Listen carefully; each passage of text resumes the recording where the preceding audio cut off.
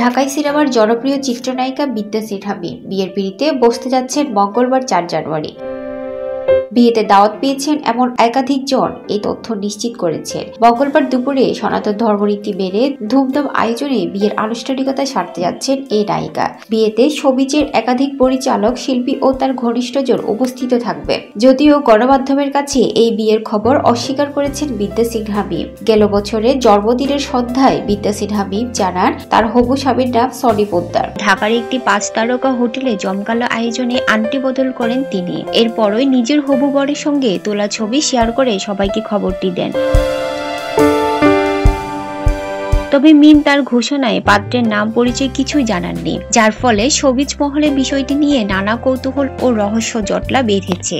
একটি সূত্র নায়িকা মিমের হবু স্বামীর নাম, পরিচয় সহ আনুষঙ্গিক তথ্য প্রকাশ করেছে। সুদর্শন এই যুবকের নাম সনি পোদ্দার। তিনি জন্মগ্রহণ করেছেন কুমিল্লায়। মাধ্যমিক শেষ করেন কুমিল্লা জিলা স্কুলে। এরপর ঢাকায় এসে সনি পোদ্দার পড়াশোনা করেছেন ব্র্যাক বিশ্ববিদ্যালয়ে। মিমের সঙ্গে বাগদানের ছবি দেখে তার এক সহপাঠী বন্ধু এইসব তথ্য নিশ্চিত করেছেন। সনি পোদ্দার বর্তমানে কর্মরত আছেন সিটি ব্যাংকে। তবে এর আগে তিনি স্ট্যান্ডার্ড চার্টার্ড ও স্টার ব্যাংকে চাকরি করেছিলেন।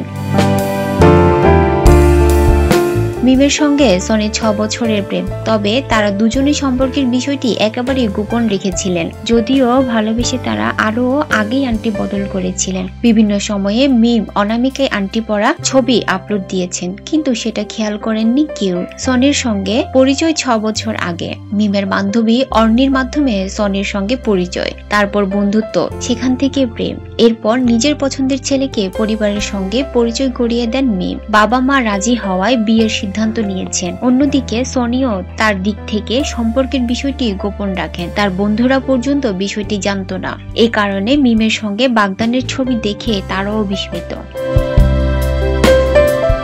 ক্যাপশনে লিখেছেন, ৬ বছর আগে তোমার সঙ্গে আমার সকল হাসির শুরু। আজ একটি খুব বিশেষ দিন। আজ চিরকালের শুরু, নতুন এক অধ্যায়ের সূচনা। অবশেষে বাগদান সম্পূর্ণ।